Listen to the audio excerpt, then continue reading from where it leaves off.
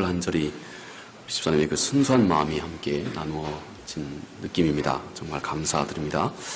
자, 우리 함께 이 시간 상고할 하나님의 말씀, 사도행전 먼저 7장과 빌레몬서를 두 구절을 함께 나누도록 하겠습니다. 사도행전 7장 57절, 58절.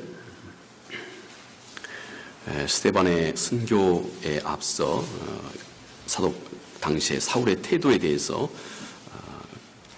설명하고 있는 내용입니다. 사도행전 7장 57절, 58절, 우리 신약성경 199쪽쯤에 있습니다.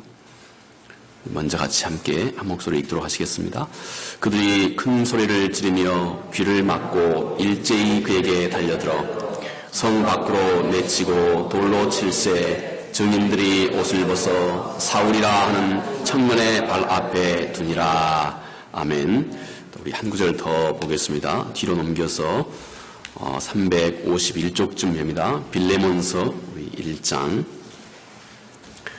빌레몬서는 1장밖에 없거든요. 빌레몬서 1장 우리 8절부터 10절 말씀까지 함께 보겠습니다. 우리 8절부터 10절 말씀까지 같이 한 목소리 읽도록 하십니다. 그러므로 내가 그리스도 안에서 아주 담대하게 내게 마땅한 일로 명할 수도 있으나 도리어 사랑으로서 간구하노라. 나이가 많은 나 바울은 지금 또 예수 그리스도를 위하여 갇힌 자 되어 갇힌 중에서 낳은 아들 오네시모를 위하여 내게 간구하노라. 아멘. 이 두 구절 우리 함께 읽은 본문의 말씀, 이 두 구절은 아주 젊은 시절에 사도 바울, 당신의 이름은 사울이라 이렇게 칭했습니다. 젊은 시절에 사울의 모습과 아주 대조되는 나이가 많아 이제 지긋한 이 시기에 그의 삶의 끝자락을 앞에 두고 있는 그런 시기에 사도 바울의 모습을 비교하고 있습니다. 바울은 젊은 날은 그가 당시에 이스라엘에서 어찌 보면 가장 어떤 유명한 어떤 문화의 한 곳이었던 곧 가마리엘 문화에서 그가 교육받았던 사람입니다. 그는 요즘 말로 아주 영리하고 또 아주 똑똑하고 명철했습니다. 그리고 그의 판단력은 아주 날카로웠고, 그리고 또 그는 당시의 어떤 종교적인 어떤 분위기로 보아서 앞으로 참 전도양양한 그런 바리새파 청년이었습니다. 그는 많은 또 문화생들 중에 특히나 토라 곧 하나님 구약 성서의 하나님 말씀에 대한 이해와 애착과 사랑이 그는 정말로 남달랐던, 아주 깊이 사랑하고 있었던 사람이었습니다. 그래서 그는 그가 알고 있는, 그가 배우고 그가 확신하고 또 그가 알고 있는 이 하나님의 말씀에 지극히 충실한 사람이었습니다. 그만큼 그에게 있어서 이제 우리는 이것을 사회학적으로 종교성이라고 그렇게 말합니다. religious라고요. 종교성 이렇게 얘기합니다. 그는 곧 그 마음 중심에 곧 신에 대한 어떤 투철한 마음이 유독 아주 돈독했던 그런 지극히 충실한 사람이었습니다. 때문에 사울은 그가 알고 있는 그 지식과 어긋난 나사렛 예수 그리스도를 추종하는 많은 사람들을 그는 곧 신성 모독자들로 그렇게 간주를 했습니다. 그래서 이들에 대한 아주 극단적인 그런 적의를 사도 바울은, 당시에 사울은 품고 있었던 것입니다.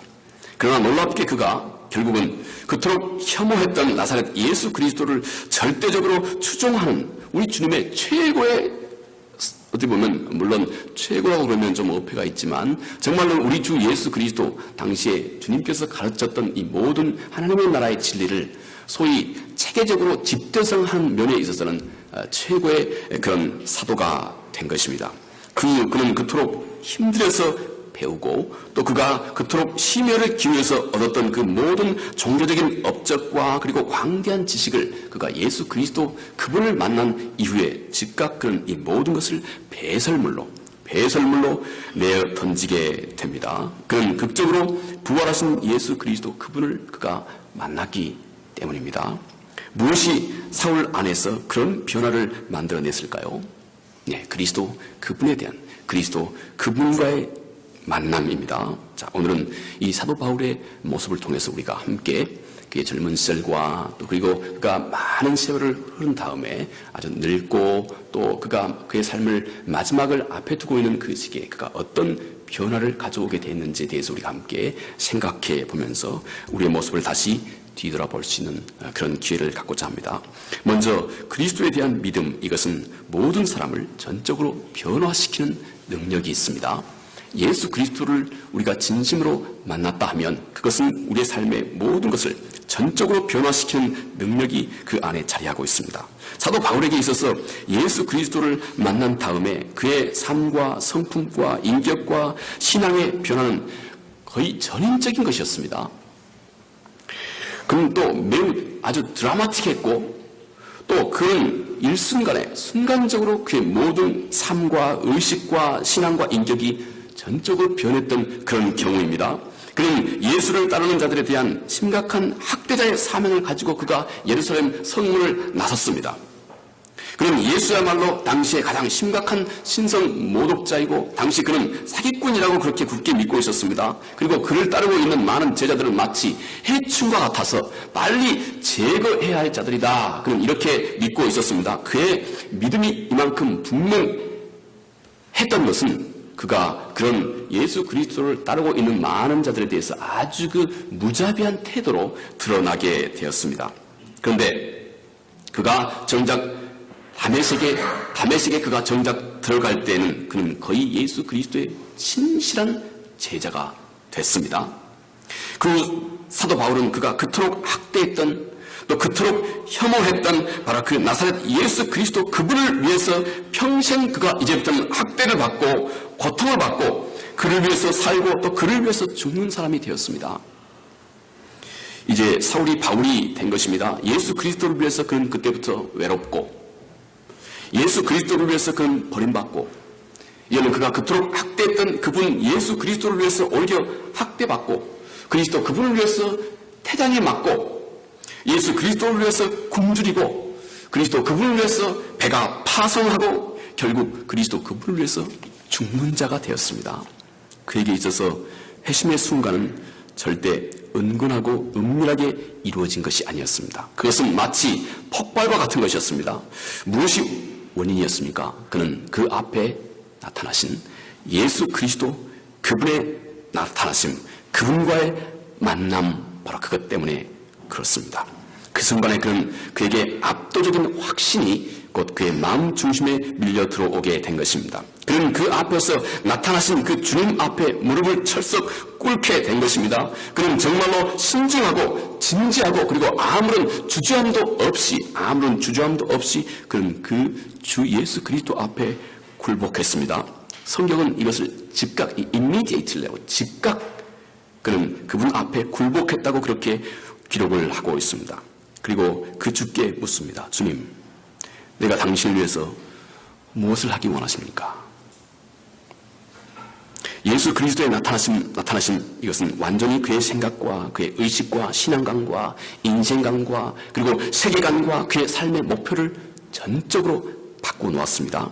그의 삶과 성품을 전적으로 변화시킨 것입니다. 그의 삶에 마치 혁명과 같은 삶의 전적인 변화가 그 안에 일어나기 시작한 것입니다. 여러분, 이것이 성경이 말하고 있는 여호와를 진심으로 경외할 줄 아는 자의 모습입니다. 성경에서 말하는 여호와를 경외한다고 하는 것은 늘 여호와를 두려워한다고 하는 말입니다. 내가 여호와를 진심으로 이렇게 두려워할 줄 압니까? 여러분, 그 증거가 이것입니다. 하나님 그분 외에 그는 아무것도 두려워하지 않는 용기가 그 마음 중심에서부터 생겨나기 시작합니다. 당신이 정말로 여호와를 경외하고 있습니까? 그분 앞에 당신이 나를 내려놓는 것이 그토록 쉽고 그토록 가벼운 일이 되는 것입니다. 우리가 여호와를 진심으로 두려워하면 그 여호와를 진심으로 두려워하고 있는 내 신앙이 진리의 진정에 가까우면 가까울수록 그분 앞에 나를 내려놓는 것이 그토록 쉽고 어려운 일이 아니라 하는 것입니다. 또 여호와를 진심으로 두려워하는 자는 그분이 원치 않는 죄악을 단숨에 끊어버릴 수 있는 능력이 그 앞에 생겨나는 것입니다. 또 여호와를 진심으로 경외하는 자의 그 증거가 이것입니다. 여호와 그분처럼 당신은 거룩함에 대한 지대한 관심을 지금 당신의 마음 중심에서부터 갖기 시작하는 것입니다. 이 모든 것이 피할 수 없이 우리가 여호와를 진심으로 두려워하고 있는지, 여호와를 경외하고 있는지, 그렇지 않는지 우리 스스로가 우리 자신에게 스스로 물어보아야 할, 스스로 자신을 비추어 보아야 할 소중한 척도가 되는 것입니다. 이 모든 것이 이 시대에, 그런데 우리 함께 신앙생활하고 있는 이 시대가 점점 일어나고 있는 것입니다. 이 시대는 점점 하나님을 두려워할 줄 모르는 그 은혜에 익숙해 있습니다. 하나님을 두려워할 줄 모르는 은혜는 다 거짓입니다. 하나님을 두려워할 줄 모르는 그 은혜, easy, 늘 쉽고 쉬운 것 말이죠. 또 casualize, 늘 어떤 틀에 짜여져 있고 정형화되어 있는 것 말이죠. 하나님의 은혜는 이렇게 항상 쉽고 또 늘 어떤 정형화되어 있고 틀에 딱 짜여져 있어서 당신 이렇게 하면 자동적으로 마치 자판기처럼 말이죠. 당신이 뭔가를 탁 인풋하면 바로 이 아웃풋이 푹 기계적으로 나오는 하나님의 은혜를 이렇게 easy, 또는 casualize, 이렇게 하나님의 은혜를 생각하고 또 이해하고 가르치는 것이 다 거짓입니다. 이게 속임입니다. 여러분, 하나님 그분은 인격자인 것입니다. 마치 기계처럼 이렇게 하니까 아무 어떤 프로세스도 없이 그냥 바로 이렇게 나오는 것. 어떻게 하나님의 은혜를 그렇게 우리가 쉽게 말할 수 있습니까? 하나님 그분은 인격자이신 것입니다. 그분의 은혜는 우리의 눈물과 우리의 진실과 우리의 사랑, 이 모든 것이 같이 어우러져 있는 것입니다. 그러므로 우리가 하나님을 두려워할 수 있는 것은 여러분 그 어떤 또 다른 계명이 아닌 것입니다. 성서에서 우리에게 말씀하신 여호와를 경외할 줄 아는 것, 여호와를 두려워한다고 하는 것은 또 다른 어떤 계명이라기보다는 내가 하나님과 또 예수 그리스도와 복음과 그의 말씀을 대하고 있는 나의 태도입니다. 내가 그분의 말씀을 대하고 있는 나의 태도, 나의 그 방법, 이것에 관한 것입니다. 사도 바울의 경험을 통해서 우리는 여기서 그토록 거룩하고 그토록 헌신된 삶의 동기가 어디서 오고 있는지를 알게 됩니다. 한 사람이 이렇게 참으로 변화되고 전적으로 거룩한 삶을 출발하게 된 그 배경은 그 마음 중심이 예수 그리스도 그분과의 진정한 만남 때문에 그렇습니다. 제가 가끔씩 그런 얘기를 하는데요. 예를 들어서 제가 여기에 11시가 예배를 시작하는데 제가 11시 한 20분이 되도록 이 예배에 나타나지 않았다 한번 생각해 보십시오. 여기 앉아 계신 여러분들이 정민호 목사가 미쳤나 돌았나 깜빡했나 아마 그렇지 않겠습니까? 네. 근데 제가 한 11시 반쯤 돼가지고요. 이렇게 옷 좀 털털 털면서 여기 들어와가지고 하는 말이, 제가 저 집에서 자동차를 이렇게 운전하고 오는데, 자동차 중간쯤에 자동차 앞타이어가 턱 빠져가지고 말이죠. 중간 이렇게 라인으로 이렇게 굴러가니까 내가 차를 옆에다 좀 세워놓고 그 앞타이어 가지러 가다가 앞타이어 가지러 내가 쑥 들어가는 순간에 저쪽에서 10톤 트럭이 와서 나를 이렇게 뭐라 그러죠? 이걸 제 시골말로 이걸 뭐라 그러죠? 여러분들 표준말로 차가 나를 이렇게 런오버 하는 거. 그 뭐라 그러죠? 예? 추돌. 그보다는 좀 뭉겼다는 말이 옳지 않습니까? 차가 나를 이렇게 10톤짜리 트럭이 말이죠. 나를 이렇게 완전히 뭉겼습니다. 그래서 제가 좀 이렇게 먼지 좀 털고 지금 이제 좀 늦었습니다. 이렇게 말하면 여러분 그 말을 믿겠습니까? 당장 지금 정민호 목사 거짓말하고 있다고 하는 거 알지 않겠습니까? 여러분 10톤짜리 트럭이 큽니까? 전능하신 하나님이 더 큽니까? 10톤짜리 트럭을 여러분이 혹시 그렇게 도로 중앙에서 혹시 그렇게 불가피하게 만났다 해도 당신의 몸이 가만히 있지 않을 터인데, 여러분 천지를 창조하신 하나님을 우리가 진심으로 만났다면 전인적인 변화가 있지 않겠습니까? 전인적인 변화가 있지 않겠습니까? 사도 바울은 오늘 이 점을 우리에게 말해주고 있는 것입니다. 그의 삶을 통해서 그가 하나님 앞에 반응했는지 말입니다. 사도 바울의 경험을 통해서 우리는 여기서 그토록 거룩하고 그토록 헌신된 삶의 동기가 그 마음 중심에 예수 그리스도를 진심으로 만났던 데서 오고 있다 하는 것을 말해주고 있는 것입니다. 그런데 그가 만난 예수 그리스도, 그를 전적으로 변화시킨 그 주님과의 만남은 오늘 우리에게도 동일하게 유효한 것입니다. 오늘 우리에게는 그토록 무뎌져 있지만 오늘 우리가 살고 있는 이 시대, 그가 사도 바울이 예수 그리스도를 만났던 그 역사적인 그 드라마틱한 그 마음 중심에서 이게 뜨거운 변화, 이것이 예나 지금이나 똑같을 것인데 오늘 이것이 우리 모두에게는 지극히 무뎌져 있는 것입니다. 오늘 우리가 사는 이 세상은 침묵 가운데서 내 안에 임재하신 그 전능하신 아버지 하나님을 감각할 수 있는 그 능력이 절대적으로 결여되어 있는 이 세상에 우리가 살고 있습니다.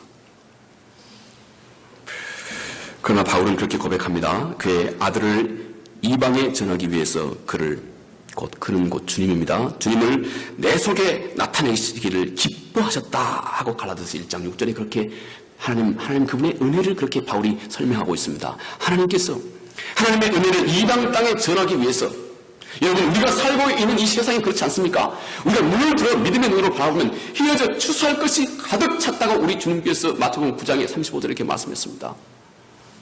휘어져 추수할 것이 가득하다고 37절에요. 여러분 우리가 그렇습니다. 우리 눈을 들어서 이 세상을 바라보면 휘어져 추수할 것이 가득합니다. 이렇게 많은 세상, 하나님께서 사도 바울에게 이방 땅의 복음을 전하기 위해서 하나님께서 우리 주 예수 그리스도를 그의 삶에 드러내기를 기뻐하셨다. 기뻐하셨다. 여러분 기뻐하셨다고 하는 말이 무슨 말이겠습니까?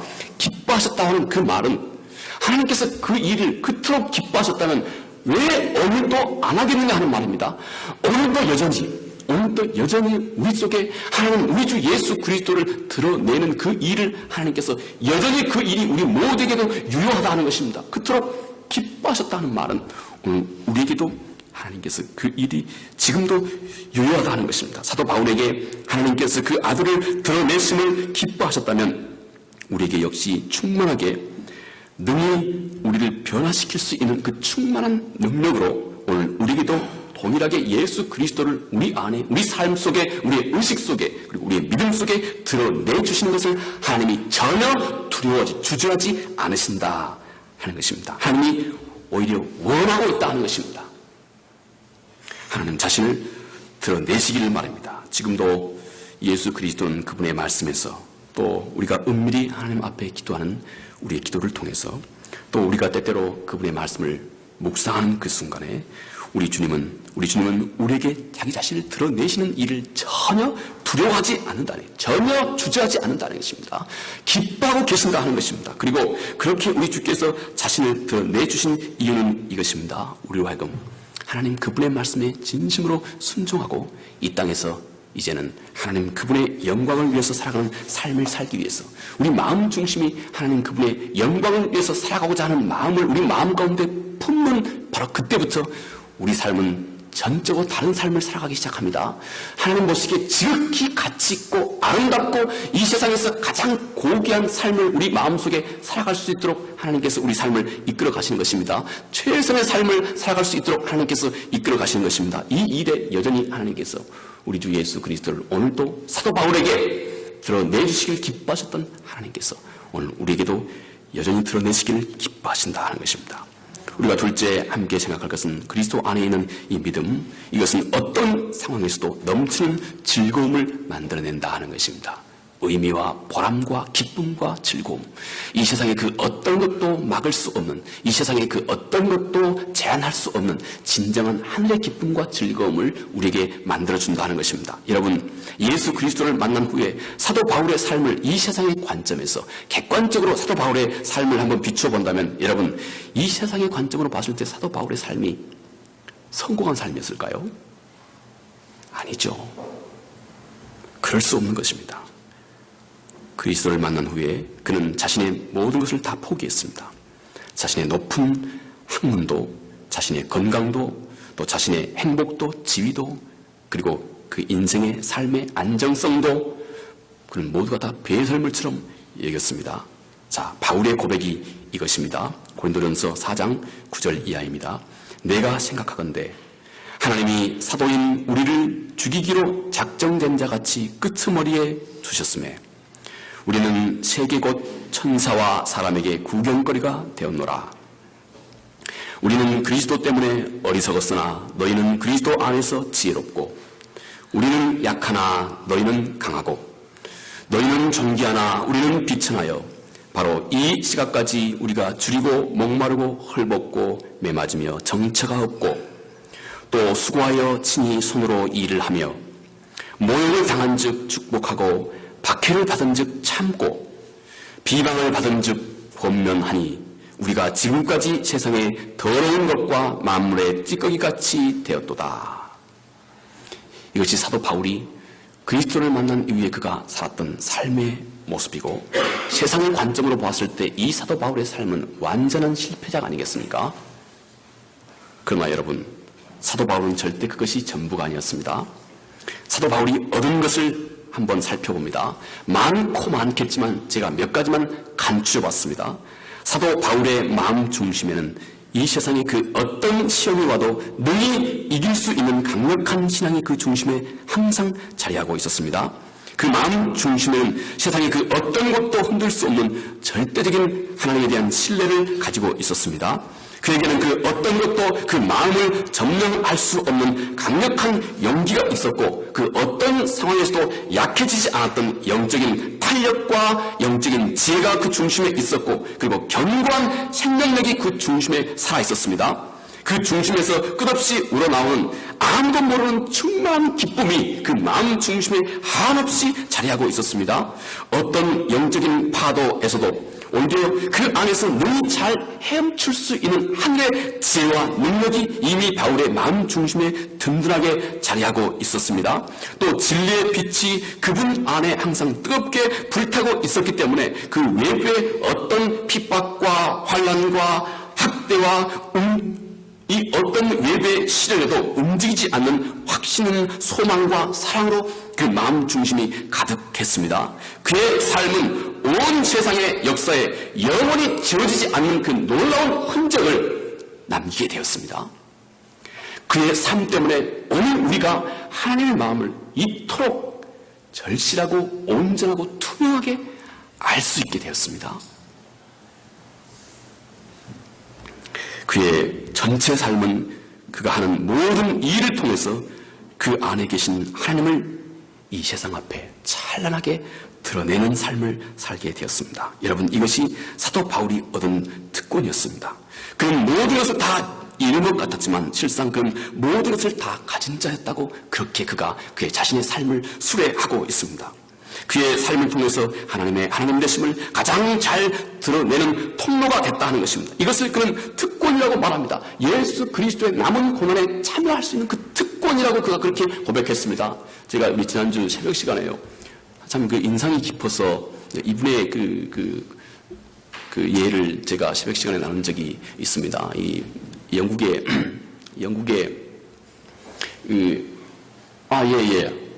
참 우리 집사님 전혀 제가 이게 요구한 바가 아닌데 영국의 그 헬렌 로스비어라고 하는 분입니다. 이 콩고의 그 선교사로 독신으로 여성인데 독신으로 그의 삶을 보내신 분입니다.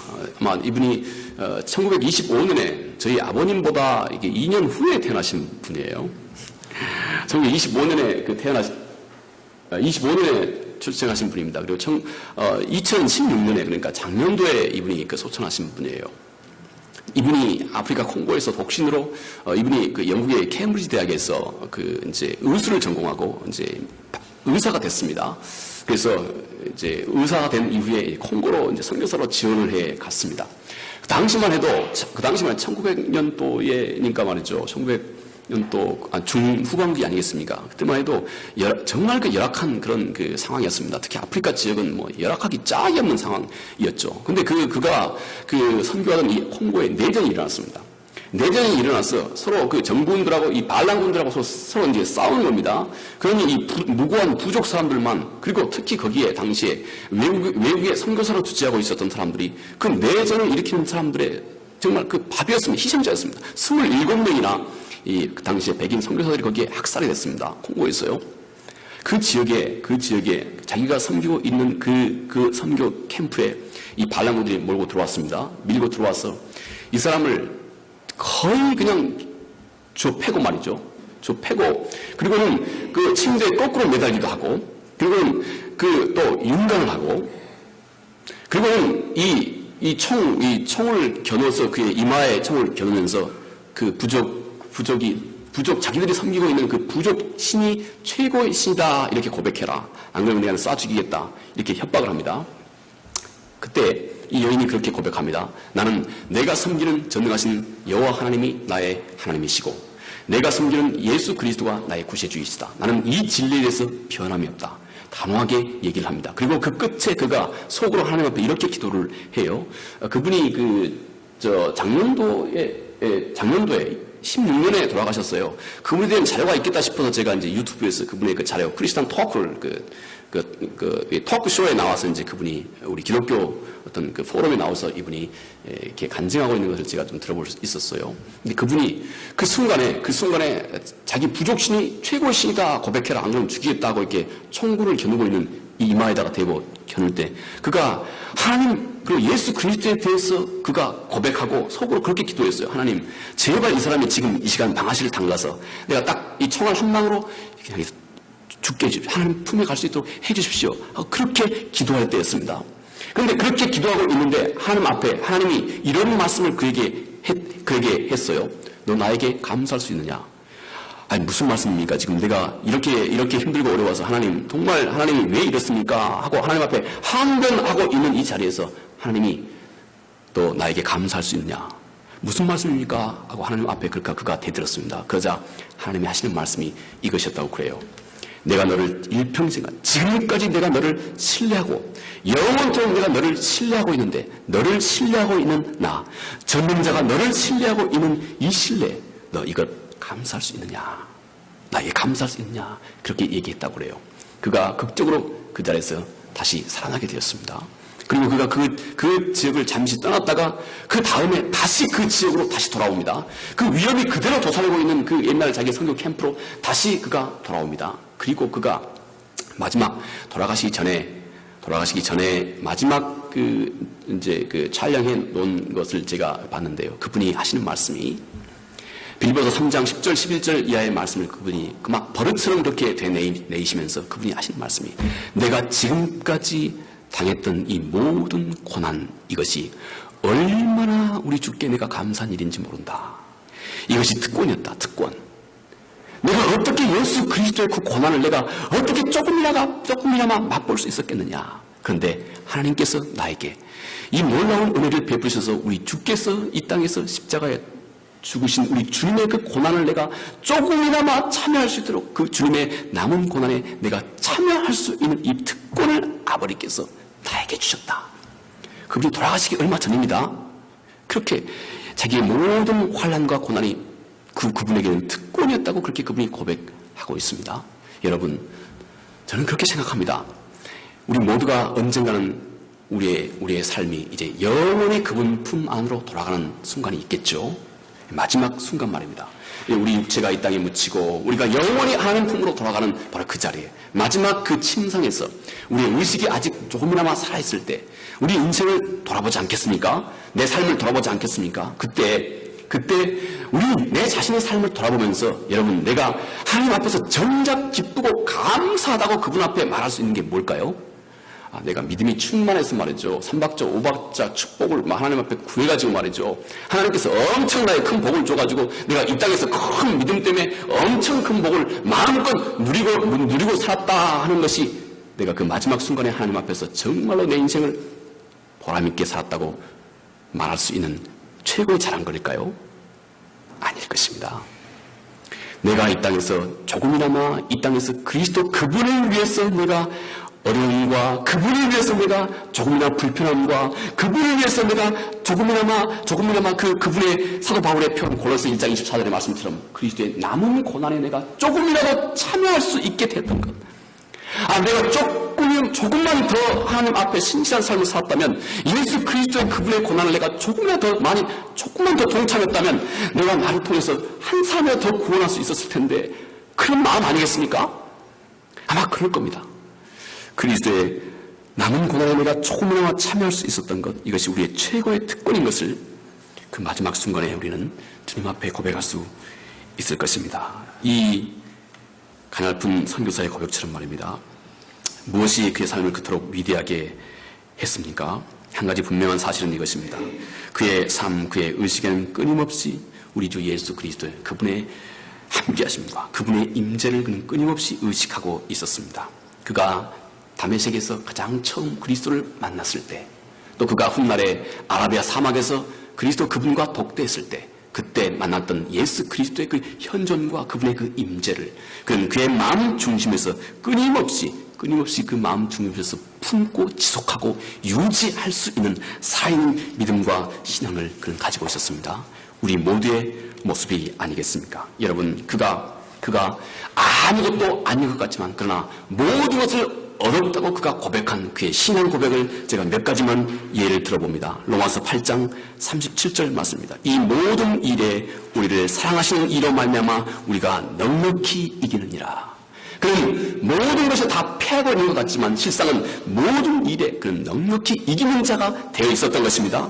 고린도후서 4장 16절 이하입니다. 그러므로 우리가 낙심하지 아니하노니 우리의 겉사람은 낡아지나 우리의 속사람은 날로 새로워지는도다. 그의 육신은 점점 약하고 연약해지고 병들고 그의 육신은 점점 연약해지만 그러나 그의 마음 중심은 그의 중심은 날로 새로워지고 있었던 것입니다. 또 고린도후서 12장 9절 이하의 말씀입니다. 나에게 이르기를 내 은혜가 내게 족하도다. 이는 내 능력이 약한 데서 온전하여짐이라 하신지라. 그러므로 내가 약한 그때에 강함이라. 그는 그가 약했던 그 모든 삶 속에서 하나님의 강함을 그는 체험하고 그런 삶을 살았던 것입니다.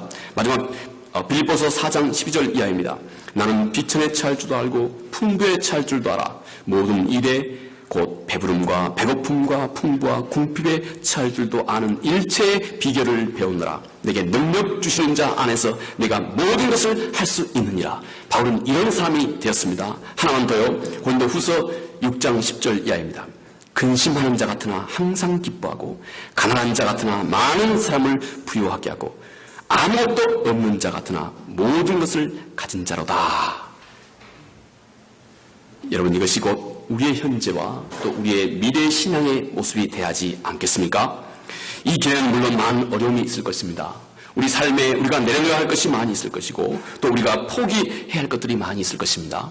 우리가 늘 신실하게 그리스도 그분을 우리 마음 가운데 두기 시작하면 세상 사람들은 당신을 멸시하고 조롱할 수도 있을 것입니다. 그러나 그것이 우리로 하여금 이 세상과 우리가 달라지게 만들어 가고 있는 것입니다. 우리 안에 이 세상이 감히 흉내도 낼 수 없는 영원한 행복과 평강과 만족함이 그 중심에 자리하게 되는 것입니다. 이 세상에 아무리 많은 진주가 있다 할지라도 여러분, 우리가 단 한 가지 가장 값진 진주 하나만 가지고 있으면 그것으로 족하지 않습니까?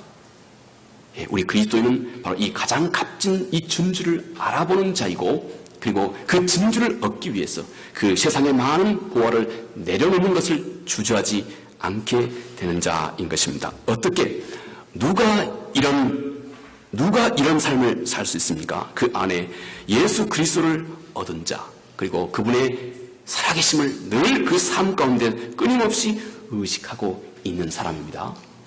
마지막에 우리 그리스도 안에 있는 믿음, 그것만이 삶의 진정한 보람을 우리 안에 만들어줍니다. 사도 바울의 고백입니다. 디모데후서 4장 7절 이하입니다. 나는 선한 싸움을 싸우고 나의 달려갈 길을 마치고 믿음을 지켰으니 이제 후로는 나를 위하여 의의 면류관이 예비되었으므로 주 곧 의로우신 재판장이 그날에 내게 주실 것이라. 이렇게 고백합니다.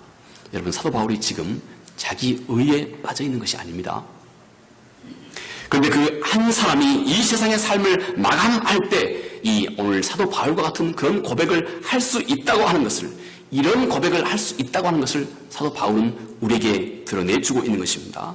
이 세상에서, 이 땅에서 내 삶을 마감하는 자리에서 자신의 삶을 바라보고 아하, 내가 내 믿음을 지켰구나,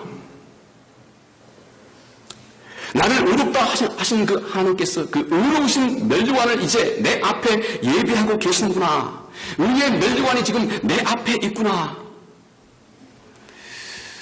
그걸 이토록 기쁨으로 그분을 우리가 만날 우리 예수 그리스도를 그토록 기쁨으로 즐거움으로 그분 앞에 달려갈 수 있는 우리의 신앙, 우리의 마음, 우리의 신앙 고백을 우리 역시 할 수 있다 하는 것을 사도 바울이 우리에게 증거해주고 있는 것입니다. 이제 내 앞에 영원한 본향이 나를 환영하고 나를 기다리고 있구나 하는 이 감격과 즐거움이 우리의 삶의 끝자락이 되어야 한다는 것을 사도 바울이 우리에게 그렇게 말해주고 있습니다. 아마 이것은 우리 삶에 앞으로 우리 삶을 뒤돌아보게 하고 우리 삶이 어떤 방향으로 가야 할지에 대한 혹 막연하지만 그러나 때때로 분명한 우리의 삶의 방향과 삶의 지표를 우리에게 가져다 주게 될 것입니다.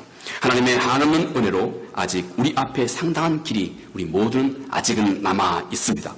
그동안 지난 삶이 어땠든 간에 그것은 그다지 중요한 것이 아닙니다. 이제부터 우리의 삶이 중요하고 그리고 앞으로 우리가 그리스도와 함께 힘차게 나아가야 할 우리의 앞에 남아있는 우리가 경주해야 할 이 삶이 좀 더 중요한 것입니다. 이제 우리는 사도 바울과 같이 일평생간 예수 그리스도 그분의 현존, 그분의 현현, 그가 한번 그리스도를 만난 이후에 영원토록 예수 그리스도와 그의 삶 가운데 늘 현존하고 있다고 하는 이 살아있는 믿음의 감각을 잃어버리지 않고 하나님 그분과 더불어서 우리 삶의 모든 것을 바라보고 그분과 더불어서 우리의 삶의 모든 것을 헤쳐갈 수 있는 그런 삶이 되도록 해야 할 것입니다.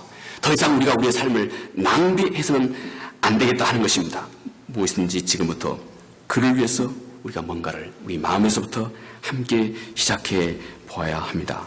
내 안에 있는 주를 보고 우리는 그분을 환영하고 주님 내가 당신을 위해서 무엇을 할까요? 한 이 질문을 늘 우리가 우리 마음 중심에서부터 전능하신 아버지 하나님 앞에 우리 주님 앞에 늘 가지고 계시면 이 살아있는 질문이 당신의 삶에 참으로 진정한 하늘의 지혜가 될 것입니다. 어떤 길을 가야 하고 어떤 길을 가지 말아야 할지에 대한 진정한 하늘의 지혜가 우리 마음 중심에 사도 바울이 우리 주님 앞에 주님을 만났을 때 그가 질문했던 것처럼 주여 내가 무엇을 하기 원하십니까? 하는 이 질문을 가지고 있으면 이 질문이 당신으로 하여금 이 땅에서 참으로 당신의 삶을 값지고 가치 있고 아름답고 지혜롭고 안전한 삶을 살 수 있도록 이끌어 가실 것입니다. 이 은혜가 우리 모두에게 충만하기를 바라겠습니다. 기도하겠습니다. 내려오신 아버지 하나님 감사합니다. 하나님 젊은 사울 그러나 아버지 하나님이여 정말 그와 전적으로 대조되고 있는 나이가 많이 들어 그의 삶을 회고해보고 있는 이 사도 바울 주님 무엇이 그를 이토록 아름답고 놀라운 사도가 되도록 만들었습니까? 주님 그의 마음 중심에 그가 만났던 예수 그리스도 주님 그분을 항상 의식할 수 있었고 어쩌면 그를 기쁘시게 할까 하는 이 비전과 소망을 그의 마음 가운데 품고 있으므로 아버지 그 소망이 그의 삶을 이토록 아름답고 능력있고 힘있고 보람있고 의미있는 삶으로 이끌었습니다. 하나님 우리 모두가 아버지 이와 같은 삶을 살 수 있도록 은혜를 베풀어 주옵소서. 예수님 거룩하신 이름으로 기도합니다. 아멘. 찬송 488장 우리 함께 합니다.